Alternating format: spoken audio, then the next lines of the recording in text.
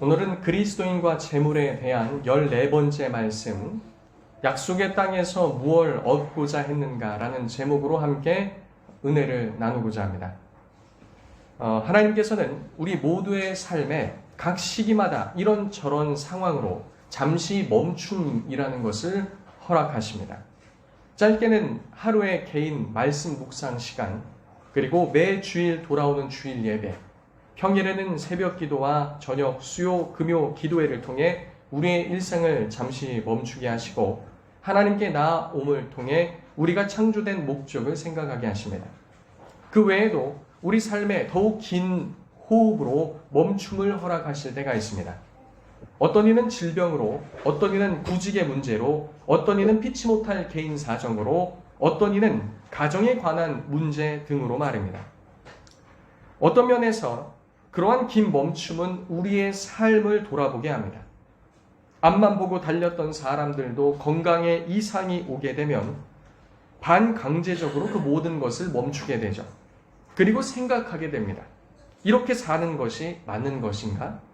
하나님께서 이 건강 이름을 통해 말씀하시고자 하는 것은 무엇인가? 이런 질문 말입니다. 하지만 멈춤의 시간이 항상 우리에게 유익되는 것만은 아닙니다. 그 시간들은 우리에게 유익으로 다가올 수도 있지만 어떤 경우엔 그 멈춤의 시간이 두려움으로 다가오는 경우도 있기 때문입니다. 인생에는 먹고 사는 문제를 비롯하여 여러 이슈들이 여전히 우리 앞에 놓여 있습니다. 잠시 멈추었을 때도 이 먹고 사는 문제가 여전히 우리에게 도전을 해옵니다. 그러나 이 문제는 우리 삶에 있어서 필연적입니다. 주께서 다시 오실 때까지 말입니다. 아담이 범죄하였을 때 하나님께서는 이러한 고통이 끊이지 않을 것이라고 말씀하셨죠. 창세기 3장 17절에서 19절에 땅은 너로 말미암아 저주를 받고 너는 평생에 수고하여야 그 소산을 먹으리라. 땅이 내게 가시덤불과 엉겅퀴를 낼 것이라. 내가 먹을 것은 밭의 채소인즉 내가 흙으로 돌아갈 때까지 얼굴에 땀을 흘려야 먹을 것을 먹으리니 내가 그것에서 취함을 입었음이니라. 너는 흙이니 흙으로 돌아갈 것이니라 하시니라. 이렇게 말씀하셨습니다. 땅이 저주를 받아 가시덤불과 엉겅퀴를 내며 우리는 먹을 것을 얻기 위하여 얼굴에 땀을 흘려야 그 소산의 일부를 얻게 될 뿐입니다. 그러나 성도님들께 드리고 싶은 말씀은 사람의 수고는 당연한 것이지만 하나님께서는 멈춤의 시간을 허락하사 우리를 시험하시며 그 모든 시간들을 통해 하나님은 어떤 분이시며 또 우리는 하나님 안에 어떤 자인가, 우리는 무엇으로 사는가 등 많은 것을 가르치신다는 겁니다. 우리는 무엇을 위해 살아야 하는지 이스라엘에게 주신 안식일, 안식년, 희년 제도를 통해 깨닫는 여정 가운데 있습니다. 오늘 본문은 희년이라는 카테고리 안에 그들이 거주할 땅에 대해서 말해주고 있습니다. 본문 23절은 이스라엘 백성들이 들어간 땅이 누구의 것인지를 명시하는 것으로부터 시작합니다. 우리 다 같이 23절 한 목소리로 읽어보겠습니다. 시작. 토지를 영구히 팔지 말 것은 토지는 다 내 것임이니라. 너희는 거류민이요 동거하는 자로서 나와 함께 있느니라. 아멘. 하나님께서는 이스라엘을 향하여 토지를 영구히 팔지 말 것을 말씀하셨습니다. 왜냐하면 그들이 분배받은 가나안 땅은 그들의 소유가 아니라 누구의 소유이기 때문입니까? 누구의 소유입니까? 하나님의 소유이기 때문에 그렇습니다. 약속의 땅으로 인도함을 받았는데 그 땅은 우리 땅이 아니라 누구의 땅입니까? 하나님 땅인 것입니다. 그들은 자신의 소유가 아닌 하나님의 소유를 마음대로 사고 팔 수 없었던 것입니다. 그래서 아브라함과 이삭과 야곱에게 하신 약속의 말씀 중에 너와 내 자손에게 그 땅을 주겠다고 말씀하신 것은 그들에게 소유권을 주시겠다는 것이 아닌 그들이 그 땅에 살 수 있게 하시겠다는 뜻으로 이해해야 하는 것입니다. 하나님께서는 내가 줄게, 그 땅 이제 네 거다 라고 말씀하시는 것이 아니라 그 땅은 나의 소유인데 너로 머물 수 있는 은혜를 줄 것에 대해서 말씀하셨다는 겁니다. 그들이 살아가는 그 터전의 모든 것은 하나님의 것이고 23절이 말하는 바와 같이 이스라엘 백성이라 할지라도 그들은 거류민이었습니다. 거류민의 뜻이 무엇입니까? 한자로서는 머물러 사는 백성이란 뜻이며 국어 사전적 의미로는 남의 나라 영토에 머물러 사는 사람을 거류민이라고 말합니다.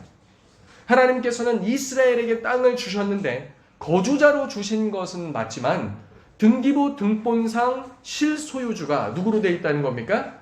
하나님으로 되어 있다는 겁니다. 이어 23절에는 주와 함께 동거하는 자로 그 땅에 머무는 것이라고 말씀하십니다. 여기서 동거자라는 말은 잠시 앉아 있는 자라는 뜻입니다.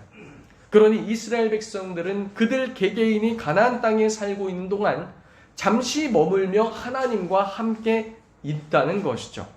그래서 그들은 그 땅의 관리자로서 임시로 그 땅을 맡고 있음을 본문은 강조하고 있는 겁니다.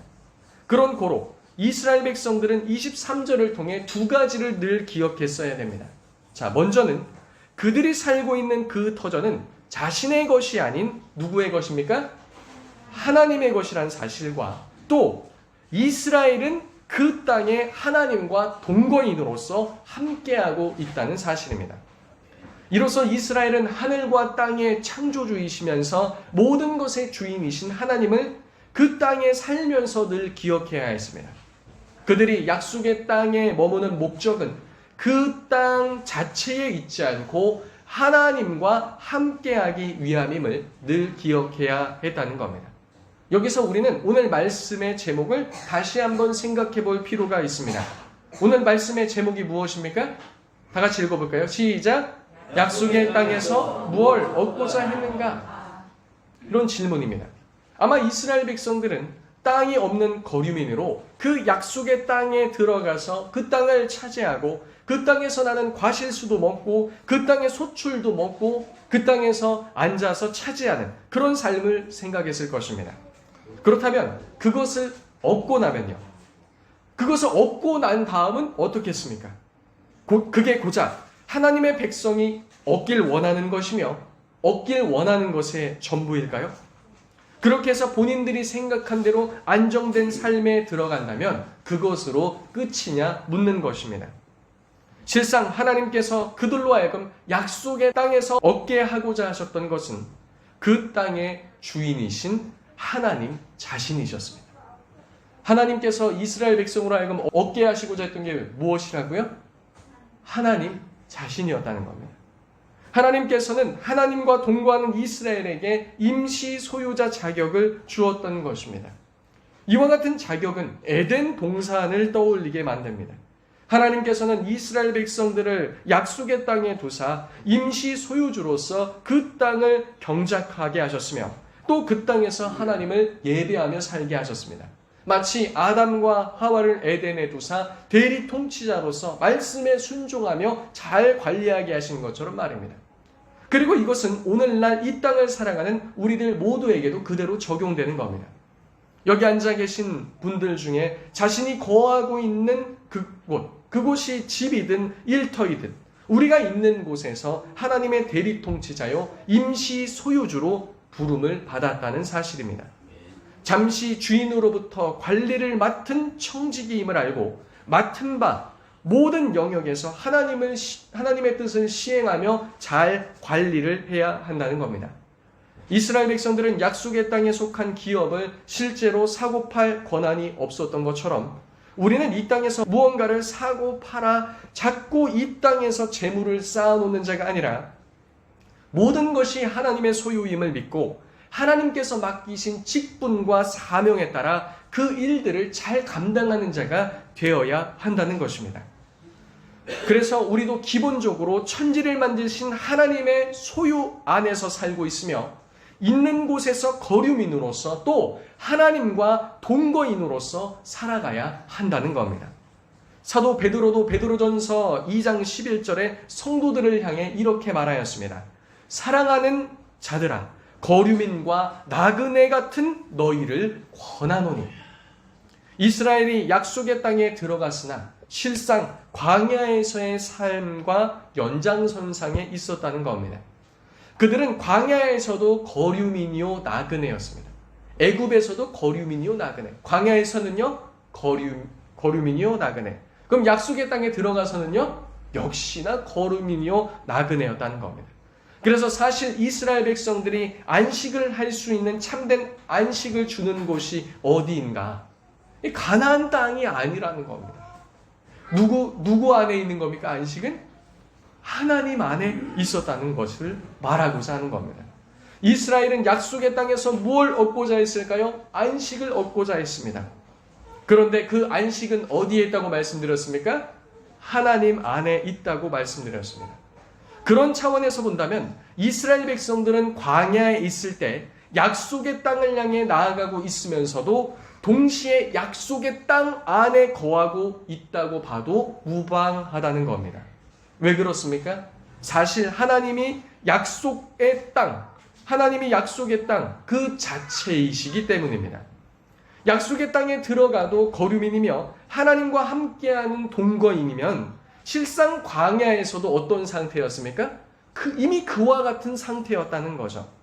위치가 광야이냐 가나안 땅이냐, 걷고 있는가 정착하고 있는가, 이것의 차이지 핵심은 그들이 얻고자 한 모든 것이 하나님께로부터 받고자 한 모든 것, 이것이 누구 안에 있었다는 겁니까? 하나님 안에 있었기 때문이다 라는 사실입니다. 분명 가서 도착해야 할 땅은 있어도 여전히 최종 목적지는 여기에 있는 겁니다. 그 여기란 하나님은 그들의 하나님 되시고 이스라엘은 그의 백성됨, 바로 여기가 최종 도착지였다는 겁니다. 그리고 이 안에 머물며 살았어야 한다는 거죠. 그래서 이스라엘 백성들은 광야에서도 약속의 땅을 이미 얻었으나 아직은 아니었던 겁니다. 하나님께서 이스라엘 백성들이 아직 약속의 땅에 들어가지 않았음에도 불구하고 마치 약속의 땅에 들어간 것처럼 여러 말씀들을 하신 이유가 바로 여기 있다는 겁니다. 광야든 가나안 땅이든 그들은 거류민일 수밖에 없는 것이 하나님께서 그들에게 준비한 장차 예비한 본향은 이 땅에 속해 있지 않기 때문에 그렇습니다. 이것은 동시에 종말론적인 완성을 향해 초점이 맞춰져 있다는 겁니다. 이것은 우리에게도 시사해주는 바가 많은 것입니다. 우리 역시 예수 그리스도 안에서 이미 모든 것을 얻었으나 동시에 아직 아닌 것처럼 말입니다. 사도 바울은 에베소서에서 그리스도 예수 안에서 하늘에 신령한 모든 복을 이미 우리에게 주셨다고 말하고 있다는 것이죠. 그리고 천국도 어디에 있습니까? 이미 우리가 소유한 겁니다. 그러나 동시에 아직이라는 거죠. 그것은 아직 완성된 형태로 우리에게 오지 않았으나 우리는 이 땅에서도 무엇을 누릴 수 있는 겁니까? 이미 받은 것을 누릴 수 있다는 겁니다. 그러므로 약속의 땅을 향해 믿음으로 나아가는 성도님들, 우리는 사도 바울이 빌립보서 3장 12절에 말한 이 말씀도 기억해야 됩니다. 빌립보서 3장 12절에 내가 이미 얻었다 함도 아니요 온전히 이루었다 함도 아니라 오직 내가 그리스도 예수께 잡힌 바 된 그것을 잡으려고 달려가노라. 이미 모든 것을 얻었지만 그는 또 어떻게 하고 있다고요? 그리스도를 향해서 달려가고 있다는 겁니다. 이제 24절로 와서요. 하나님께서 이스라엘을 향해 24절과 같이 또 말씀하십니다. 너희 기업에 온 땅에서 그 토지 무르기를 허락하라. 여기서 토지를 무른다는 것은 도로 산다는 뜻입니다. 다시 산다. 도로 되찾다. 되살 권리가 있다라는 말입니다. 당시 갑작스러운 어려움에 개인이 대응할 수 있는 국가적 차원의 복지제도나 오늘날 같은 금융권에 있어서 금융 관련 각종 대출 서비스가 제공되었던 것이 아니었습니다. 대신 자신이 경작하고 있는 토지가 있었고 그것을 팔 수밖에 없었던 상황이었죠. 그리고 그렇게 토지를 판다는 것은 최후의 수단이었을 것입니다. 여기서 토지를 판다는 것은 임대를 내준다는 것이나 편의상 사고 판다는 말을 사용하겠습니다. 이들이 재정적 어려움에 복착했을 때 먼저 그들이 가진 물건을 비롯해서 여러 가지 것들을 팔았을 것입니다. 그 다음으로 무엇을 팔았을까요? 그들이 가진 가축을 팔았겠죠. 마지막으로는 그들의 삶의 터가 되는 땅을 팔았을 것입니다. 25절에 나오는 가난이라는 단어는 생존을 위해 자신이 받은 자산을 팔아야 할 정도로 빚더미에 주저앉게 된 사람을 말할 때 사용된 단어입니다. 또 이 단어와 함께 짝을 이루는 표현이 있는데요. 그것은 자생할 수 없다라는 표현입니다. 그러니 어느 정도 상황인지 우리는 가늠할 수 있는 것입니다. 그냥 심리적이며 상대적인 궁핍이 아닌 실제로 가난했다는 것이죠. 그렇게 이스라엘 중에 가난 때문에 누가 땅을 팔았으나 다시 본래 주인이 되찾고자 한다면 하나님의 말씀엔 그를 위한 땅을 본래 주인에게 되팔아야 한다는 것입니다. 그래서 가진 자들에겐 다소 불리한 말씀일 수 있습니다. 가진 자가 필요에 의해 혹은 사업을 위해 이익을 위해 샀는데 상대가 원한다면 다시 그 값을 받고 돌려줘야 한다는 겁니다. 근데 돌려주되 우리나라에서 부동산을 왜 삽니까? 살기 위해서도 사지만 샀을 때 무엇이 있죠? 금전적 이익, 그 투자 가치가 있다는 겁니다. 근데 이스라엘에선 받았다 돌려주면요, 받는 순간 그 일수를 계산해서 어떻게 됩니까? 차감을 하고 돌려줘야 된다는 거예요. 그러니까 부자 입장에서는 내가 받았는데 못 쓰지도 못하고 그냥 돌려달라고 하면 그 차감된 상태로 또 이렇게 돌려줘야 한다는 거죠. 하지만 여기서 부를 가진 자들도 생각해야 할 것이 있습니다. 그들은 처음부터 같은 선상에서 출발했으며 그들이 얻은 모든 것은 실상 아무것도 없던 상태에서 거저주신 하나님의 은혜였다는 겁니다. 그들은 본래 어디 있었습니까? 애굽에서 종살이하고 있었고 광야에 있었고, 그리고 지금 그들이 누리는 모든 것은 누가 주신 겁니까? 하나님의 은혜였다는 사실입니다. 이스라엘이 가나안 땅에 들어간 목적은 부를 축적하고 눌리라는 것이 아니라 그곳에서 하나님께서 주신 모든 것을 통해 구별된 백성으로 살게 하셨다는 겁니다. 하나님께서는 하나님께서 주신 모든 것을 통해 하나님의 사역에 동참하라고 부르신 것입니다. 하나님께서는 모든 것을 가지신 분입니다. 그런 차원에서 부자라고 할 수 있죠. 하나님께 모든 부가 있다, 부의 원천이시다라고 말할 수 있습니다. 그렇다면 부자들이 해야 될 일은 무엇입니까? 재정을 통해 하나님의 부유하심, 풍성하심, 그것이 결핍 있는 자들을 도움을 통해서도 하나님의 사역에 동참했어야 한다는 겁니다. 그러니까 그 땅에서 부를 갖지 말라는 것이 아닙니다. 부를 갖는 것이 나쁘다는 말도 아닙니다. 하나님께서 복을 주시면 당연히 가질 수 있고 누릴 수 있죠. 근데 그것을 가진 자, 그것을 맡은 자는 무엇을 해야 된다는 겁니까? 하나님의 부유하신 사역에 그도 참여해야 한다는 겁니다. 궁핍하고 아무것도 없던 이스라엘 백성들에게 모든 것을 주셨듯이 이미 더 많이 갖게 된 자들도 어떻게 하라? 하나님을 닮아 그 사역에 참여하라는 것이죠. 하나님의 풍성하시고 돌보시는 은혜가 무엇인지 어려운 이들을 돌보는 사역을 통해 하나님의 사역에 동참해야 했다는 겁니다. 그 땅의 주인이신 하나님께서는 이것을 통해 가난한 자와 부자, 그리고 이웃과 거민들과 친족들까지 하나님이 어떤 분이신지를 경험케 하셨다는 겁니다. 이전에 제가 가정에 대해서 설교할 때도 이 내용이 나왔죠. 하나님께서 그분을 경험케 하시되 남자와 여자가 함께 연합함을 통해 하나님의 연합이 무엇인지 알게 하시며, 가정을 세워감을 통해 하나님의 생명사역이 무엇이며, 성도로 하여금 장성하게 하는 것이 무엇이며, 한 교회로 세워져감이 무엇이며, 남편과 아내의 관계를 통해 그리스도와 교회의 관계가 무엇인지를 깨달아 알아. 궁극적으로 누구를 알게 하시길? 하나님을 알게 하시길 원하신다고 말씀드렸습니다.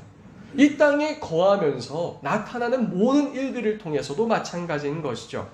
또 그 땅의 모든 것이 하나님의 것이었기 때문에 하나님의 것이, 또 하나님께서 주신 것이 어떻게 보존되어야 하는지를 알게 하시길 원하신다는 겁니다. 하나님께서는 규범으로 좋은 장치를 25절과 같이 마련해 두셨습니다. 25절에 보시면 만일 내 형제가 가난하여 그의 기업 중에 얼마를 팔으면 그에게 가까운 기업 물을 자가 와서 그의 형제가 판 것을 물을 것이요. 25절에 가난한 자의 가까운 기업 물을 자가 그것을 사라는 겁니다. 근데 이것이 먼저 누구에게 넘어갔습니까? 그것이 먼저 급하니까 팔았죠? 그럼 이웃에게 가 있겠죠. 그것을 기업 물을 자가 와서 사라. 여기서 기업 물을 자라는 그 기업 물을 자는 우선 그 당사자의 친족을 말합니다. 순서상 가까운 핏줄부터 시작해서 먼 핏줄까지 넘어간다는 겁니다. 그래서 가족과 친척까지 그 땅을 매수한 사람으로부터 다시 사라는 것이죠. 이것은 의무였습니다. 그러니 땅을 구입한 사람은, 그 입장에서 보면요, 구입한 사람은 바로 그 땅에 씨앗을 뿌리고 경작하거나 무엇을 하기보단 일종의 잠시 맞는 담보처럼 가지고 있었다고 생각하는 것이 좋을 듯합니다. 돈을 빌려주기 위해 잠시 가지고 있는 것이었습니다. 불필요해도 가지고 있을 수 있었습니다. 친족도 마찬가지죠. 특히나 친족들에겐 의무였습니다. 필요해서 사는 것이 아니었죠. 자, 그렇다고 한다면 여기서 우리는 또 두 가지를 생각할 수 있겠습니다. 당시 가난에 빠진 형제를 대하는 땅 구매자와 그리고 친족에 대한 태도입니다. 이스라엘 전체가 하나님을 섬기는 신앙 공동체이자 예배 공동체였습니다. 한 형제요 자매인 것이죠. 이들은 먼저 가난한 자가 어려움에 처했을 때 그 땅을 구입함으로 가난한 자에게 소위 자금 유동성을 확보해 주는 것이었습니다. 그러니까 내가 그 사람이 어렵다고 했을 때 그 땅을 사줄 의무가 없어요. 필요가 없습니다. 난 땅이 필요 없거든요. 그런데 그 사람이 어려워서 자금이 필요할 때 어떻게 하는 겁니까? 그 사람이 판매한다고 했을 때 내가 가진 여분의 부로서 그 땅을 사주는 겁니다. 그러므로 그에게는 재정이 들어가게 되죠. 자금이 이제 돌게 되는 겁니다. 그럼 숨통이 트이게 되죠. 나에겐 불필요해도 그와 같이 함을 통해서 그가 위기의 순간을 참 넘길 수 있도록 도와주는 겁니다. 그 어려움을 당한 자가 일시적으로 피할 수 있게 한 것이죠. 그리고 이후에 기업 물을 자가 오면 다시 그 값을 받고 돌려주는 것입니다. 어려움 가운데 있는 형제를 자신이 가지고 있는 재물로 그렇게 도운 것이죠. 물론 공짜로 도운 것입니까? 공짜로 도운 건 아니었습니다. 땅을 받으나 실상 그에게 필요치 않을 수도 있다고 말씀드렸죠. 언제든 땅을 사기 위해 온 그 가족과 친척이 있으면 다시 그것을 내어주고 땅값도 좀 감가된 상태로 돌려받아야 했기 때문입니다. 물론 그 땅을 통해 농사를 짓기도 하며 이윤을 창출할 수도 있겠으나 당장 그런 경제 활동을 하기 위해 그 땅을 매입하지 않을 수도 있었습니다. 오늘날 상가나 토지를 매입한다는 것은 그것을 통해 수입을 내기 위한 것 아니겠습니까? 손해가 나고 실상 필요치 않음에도 불구하고 매입한다는 것은 그가 가진 부라는 위치에 대한 책임과 심지어 하나님께서 형제를 돌보라 하신 책무를 감당하겠다는 겁니다. 다음으로 그 친족에 대해서도 생각해야 합니다. 그 친족이 나서서 그의 땅을 대신 매입했습니다. 그 친족 중에 매입할 자가 있다면 말입니다. 그렇다면 그 친족이 할 수 있는 일은 두 가지가 있었습니다. 자, 그런데 우리는 이 이야기를 들을 때 자기를 도움받는 자의 위치에 놓고 난 어려운데 왜 날 안 돕지? 가족들은 내 왜 안 돕지? 크리스찬들인데 왜 안 돕지? 이렇게 적용하면 곤란합니다. 지금 여기에는 이 말씀에 해당하는 가난한 자가 없기 때문입니다. 하나님께서 하시는 말씀에 그래서 좀 주목해 보셨으면 합니다. 그 땅을 구입한 친족은 두 가지 옵션이 있는데 다시 그 땅을 친족에게 돌려줄 수도 있었고 완전히 돌려주는 것이 아니라면 자신이 임대받은 그 땅에서 그 친족으로 하여금 일하게 해서 나는 소출을 그도 먹게 하고 일부를 가지고는 그 자신에게도 갚아 나갈 수 있게 할 수 있었습니다. 그 가족들은 이것을 기쁨으로 감당해야 했습니다. 그렇다면 도움받는 당사자는 어떻게 해야 했을까요? 하나님 말씀에 그렇게 말씀하셨으니까 나는 지금 어려우니까 당연히 그렇게 해야지 라는 태도를 보였어야 했을까요? 그렇지 않습니다. 그는 하나님께 감사하고 이 일을 감당해준 친족에게 감사하며 회복을 위해 애를 쓰므로 회복의 속도를 앞당기는 데 힘을 썼어야 했습니다. 하나님께서는 물을 힘이 있는 자들이 가족 중에 없다면 28절과 같이 희년을 맞이하여 그 소유지가 본래 그 당사자에게로 돌아가게 하셨습니다. 그럼에도 도중에라도 26절과 같이 그가 그 땅을 물을 힘이 생기게 되면 27절에 다시 살 때는 그 판 해를 계수해서 아까 그 말이죠. 그 땅을 이웃에게 팔았는데 이제 재정이 좀 생겼다는 거예요. 이제 다시 살 때는 어떻게 하라고요? 빌려준 그 횟수를 차감한 다음에 이제 나머지 돈을 지불하고 돌려받으라는 겁니다. 자, 근데 여기서 들 수 있는 의문이 있습니다. 아니, 가난했던 자가 어떻게 부유하게 되었느냐? 이런 질문 말입니다. 학자들은 그가 맡았던 다른 소유지에서 기대 이상의 수확을 얻었든지, 이제 그는 종으로 들어갔겠죠? 근데 너무 소출이 크게 난 겁니다. 그래서 많은 일정 부분 주인에게 떼어주기로 한 것 이상의 소출을 얻었을 때, 이제 그것을 확보했다든지, 삭슬을 모았다든지, 다른 친척에게 재산을 상속받은 경우가 이 일에 해당한다고 하였습니다. 이제 친척 중에도 기업물을 자가 없으면 그 재산이 가까운 기업물을 자에게로 넘어오지 않습니까?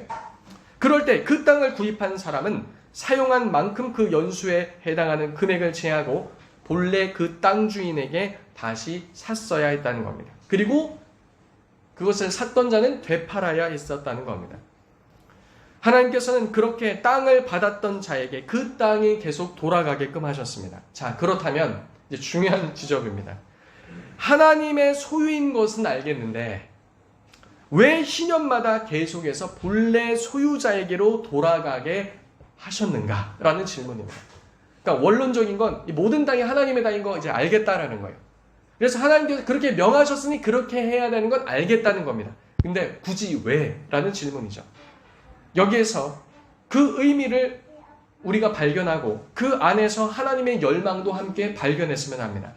그 해답을 멀리 있는 38절에서 우리는 발견할 수 있습니다. 우리 25장 38절 한 목소리 읽겠습니다. 25장 38절 시작. 나는 너희의 하나님이 되며 또 가나안 땅을 너희에게 주려고 애굽 땅에서 너희를 인도하여 낸 너희의 하나님 여호와니라. 아멘. 하나님께서는 모든 이스라엘로 하나님께서 그들에게 약속의 땅을 주리라는 언약의 신실함을 그들에게 지속적으로 나타내길 원하셨다는 겁니다. 그렇게 세월이 흐르고 후대의 후대가 되어도 하나님께서 주신 약속의 땅을 누가 소유하고 있으며 모든 이스라엘 백성들이 소유하고 있으며 그것을 통해서 하나님께서는 그들의 하나님이 되시고 그들은 주의 백성이 되게 하시려는 열망을 우리는 발견할 수 있다는 겁니다. 아무리 똑같이 모든 것을 주셔도요, 세상에는 완전한 공평, 평등 이런 거 없습니다. 똑같이 출발해도 서로 여러 모양과 모습, 그리고 그 이스라엘 땅이 어떻게 다 똑같습니까? 12지파가 있는 어떤 쪽은 강에 인접해 있고, 어떤 쪽은 육지에만 있으며, 어떤 쪽은 이방민족하고 붙어 있고, 어떤 쪽은 척박하며, 어떤 쪽은 무역이 잘 되는 지역에 있는데, 어떻게 다 똑같습니까? 그런데 하나님께서는 이스라엘에게 분배해 주셨는데, 시간이 흐름에 따라서 어떻게 되는 거예요? 격차가 발생된다는 거예요. 그런데 하나님께서 원하시는 것은 그들을 애굽 땅 종되었던 땅에서 인도하여서 무엇을 주시기로 아브라함과 이삭과 야곱에게 약속하셨습니까? 약속했다.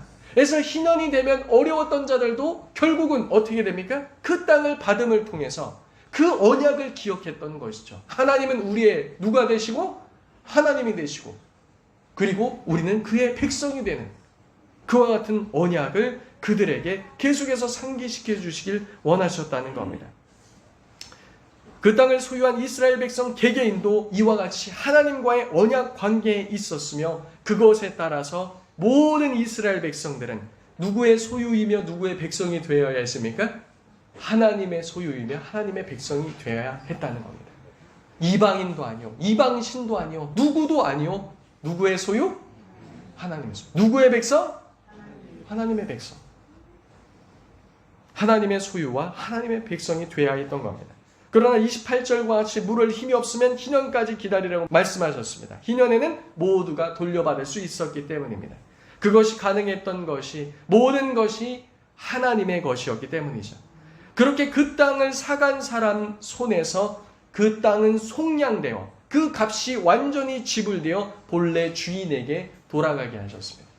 갚을 능력이 없어도 바로 이것을 그에게 주지 않으면 이것을 산 사람도 일정 손해가 나더라도 완전한 손해가 나지 않도록 하나님께서 모두의 것들을 지키시고 그리고 시간이 지나서 이 땅에 대한 값의 지불이 다 소진되었을 때 땅이 무엇을 한다고요?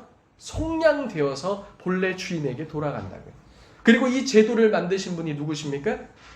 하나님이시므로 잃었던 자들도 실상 근데 그 땅을 누가 속량하신 거라고요? 하나님이 그렇게 하셨다는 겁니다. 희년은 누가 완성하셨습니까? 예수 그리스도. 우리가 애굽에 종살이하고 우리가 종되었던 땅에서 벗어나서, 그렇게 종되었던 우리를 누가 속량하시고? 하나님이 속량하시고 참 자유케 하시고, 우리를 세상의 종이요 세상의 사망 권세에 처한 자가 아니라 누구에게 속하게 하셨습니까? 하나님의 백성이요 영원한 땅을 기업 물을 자로 주께서 삼으신 줄로 믿습니다. 그거에 대한 예표가 이 안에 들어있다는 겁니다. 그래서 이대로 살아감을 통해 하나님의 통치함 받는 백성으로의 모습을 회복시키시길 원했다는 겁니다.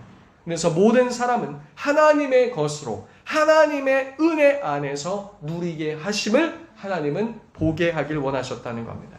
그 땅 가운데 살고 있는 모든 이스라엘 백성들은 모두가 청직이었습니다. 무엇이었다고요? 청직이. 그리고 또 모두가 충성된 종이었습니다. 무엇이었다고요? 충성된 종. 근데 희년 전에 이제 그 땅을 갖고 있을 때 세상이었으면 이럴 겁니다. 이방 민족이었으면 이럴 겁니다. 이거 제가 돈 주고 산 땅인데요. 무슨 소리입니까? 제 소유입니다. 안 돼요. 근데 기업을 경영하는 CEO가 어느 정도 딱 시간이 되니까 이제 연단에 쓰던 이런 겁니다. 자, 이제 우리 조직도 개편하고 인사 이동도 하고 이렇게 할 겁니다. 근데 그게 왜 가능한 겁니까? 그 회사의 주인은 누구이기 때문이죠? 그 사장이기 때문에.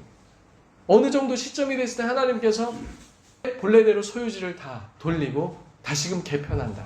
무엇 때문에 가능하죠?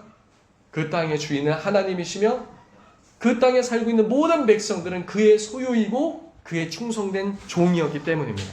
근데 이스라엘 백성들은 이것을 그대로 잘 시행했을까요? 안 했을까요? 했을까요? 안 했을까요? 못했다는 겁니다.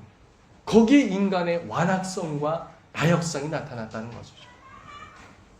우리도 하나님의 거룩한 백성 공동체로서 부름을 받았으며 예수 그리스도의 보혈로 말미암아 주 안의 한 공동체라는 사실을 기억해야 합니다. 이스라엘 백성들은 그 땅에 살면서 무언가를 얻고 부자가 되고 그러한 삶을 살도록 부름받은 것이 아니라고 말씀드렸습니다. 하나님의 백성으로서 하나로 세워지며 그들은 그 속에서 하나님을 얻고 하나님의 주신 은혜 가운데 살도록 부름받은 것이죠. 이스라엘은 그 땅에서 이 언약을 기억해야 했습니다. 자신의 받은 땅이 그 증거고 하나님의 신실함의 확증이었습니다. 그리고 이 모든 의미는, 그리고 이 모든 정신은 오늘도 그대로 살아 우리들에게 적용된다는 사실입니다. 근데 이 안식년과 희년을 그대로 적용은 못해요. 왜냐하면 우리는 하나님께로부터 분배받은 가나안 땅에 살고 있지 않기 때문이에요. 하지만 그 정신과 의미는 그대로 적용된다 안 된다? 된다는 것을 우리는 생각해야 됩니다. 자, 그래서 지금부터 전해드리는 말씀은 성경이 말하는 주애가 아니라 이 말씀을 근거로 해서 우리가 어떻게 일반 은총 영역에서 살아야 될지 성도님들께 드리는 제 권면입니다. 첫 번째로는 형제가 어려움 당할 때 우리가 그리스도의 한 몸 지체로 세워져 가야 한다는 사실을 기억하여 도울 수 있는 것을 도우라는 것입니다. 그러나 동시에 도움받는 자의 입장에서는 감사함으로 받되 그것을 당연한 것으로 생각하지 말고 회복을 위해 더욱 애를 쓰라는 것입니다. 그런데 오늘날에도 재정적인 어려움이 있으면 성도님들은 이 말씀을 통해 어떤 도움을 바라는 것을 제가 이렇게 말씀드립니다. 현실적으로 하지 말라는 것입니다. 그러니까 그렇게 적용하지 말라는 거예요. 먼저. 그러니까 그렇게 적용할 수 있는데 그렇게 적용하지 말라고 말씀드리고 싶습니다. 왜냐하면 우리의 연약함과 나약함 때문입니다. 목사님 이렇게 말씀하셨는데 나의 삶은 어려운데 왜 성도들과 교회가 날 안 돕지? 이렇게 하지 말라는 거예요. 근데 우리는 그렇게 적용할 수 있기 때문에 먼저 이렇게 제가 말씀드립니다. 재정적인 어려움이 있을 때 현실적으로 교회나 성도들로부터 도움받는다는 것을 생각하지 말라는 겁니다. 그것은 오늘날 신약을 사는 우리에게 강제적인 규정이 아니라 초대교회 때처럼 자발성을 띠고 있기 때문입니다. 누군가 어려움을 닥쳤을 때 초대교회는 어떻게 했습니까? 자기 재산의 일부를 팔아 사도들의 발 앞에 내어놓고 사도들은 그것을 통해서 구제하는 데 힘을 썼다는 거죠. 또 어려움이 닥쳤다면 그 도움을 1차적으로 같은 성도에게 부탁하는 것이 아니라 금융권의 도움을 청하는 것이 맞다고 봅니다. 오늘날은 고대 근동과 달리 금융권에서 재정 유동성을 확보해 주기 때문입니다. 고대에서는 이런 시스템이 없었어요. 그래서 옆에 있는 이웃이 그것을 감당해 주었습니다. 근데 오늘날은 금융 시스템이 있습니까? 없습니까? 있어요. 그래서 자금 유동성이 필요하다면 금융권에 손을 내밀어야 한다는 것이죠. 성도 간의 재무 관계가 형성되면 돈은 속박하고 얼매고 우위를 점하려는 속성이 있기 때문에 우리를 불편하게 만든다는 겁니다. 성도 간의 어려움을 가져다 줄 수 있다는 거예요. 어느 한편이 넉넉해가지고 돈 빌려달라고 그럴 때 빌려줄 수 있어요. 근데 그와 같이 빌려줬던 자가 어려움에 처한다면 그 돈을 어떻게 해야 되죠? 회수해야 됩니다. 근데 갚을 여력이 안 되면 어떻게 된 겁니까? 둘 다 어려움에 빠지게 되는 거죠. 그리고 한편이 너그럽다면 오히려 괜찮은데 그렇지 못하다면 성도 간의 관계에서 어렵고 껄끄럽고 불편하고 이상한 상황이 생긴다는 겁니다. 그럼에도 누군가 어려움을 보고 선의로 그것을 기꺼이 도우려 한다면 좋은 것입니다. 그리고 성도 간의 어려움을 보고 누군가에게 돈을 빌려주는 것이 있다면 그 도움을 받는 그 당사자는 그러니까 누구에게 어쩔 수 없이 돈 좀 빌려주십시오 해서 선의로 빌려줬어요. 정말 너그럽고 아름다운 마음으로. 그러면 그것을 받은 사람은 어떻게 해야 됩니까? 반드시 그것을 갚을 계획을 세우고 그 일들을 시행해야 하는 겁니다. 왜냐하면 그것을 시행하지 않을 경우 자칫 그 형제의 것을 도둑질한 것이 될 수 있기 때문입니다. 그리고 과거에 이스라엘 땅의 임대 형식으로 형제에게 넘어간 것처럼 우리가 은행권에 재정이 필요한 사람은 은행권에 그와 같은 필요를 요청할 때 은행에서는 우리의 그 재산에 대해서 어떻게 합니까? 그것을 담보물로 맞고 재정을 넘겨줍니다. 마치 이 구약에서 그 재정 유동성이 필요할 때 땅을 팔아서 이것을 확보하고 담보를 잡는 것처럼 말입니다. 이러한 제도가 있는 오늘날의 삶은 성도들의 삶에 열심내게 하며 회복하게 하는데 도움을 줄 겁니다. 지인에게 빌리면요.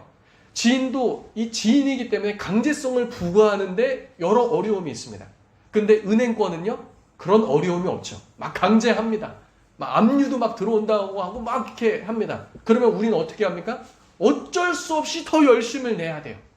회복하는데 도움이 된다는 겁니다. 그리고 지출이 커서 어려움을 겪게 된다면 아까 전에 이스라엘 백성처럼 처음부터 무엇을 해야 됩니까? 처음에는 먼저 자기의 자산을 처분하는 겁니다. 주거 대출이 부담스러우면요. 있는 것을 팔아야죠. 나중에 무엇을 했습니까? 가축을 팔았죠. 그럼 무엇을 해야 됩니까? 자동차를 팔고. 뭐 주거에 관한 것이 너무 부담스럽다. 그럼 어떻게 해야 됩니까? 어렵다 울고 있는 것이 아니라 집을 줄여서 가야 되는 것이죠. 그것이 지혜로운 것입니다. 자신에게 맞는 곳으로 자신에게 하나님께서 주신 그 맞는 경제적 수준을 가져야 한다는 것이죠.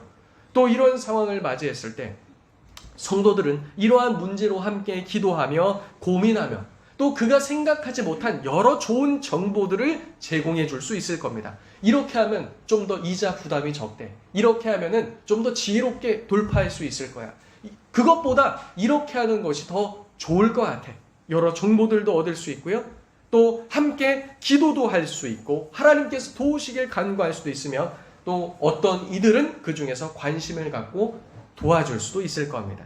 그러나 자산까지 다 처분하고 금융권에도 빚이 있고 국가 복지로도 도움을 받음에도 그 생활이 여의치 않는 부분은 누가 도울 수 있을까요?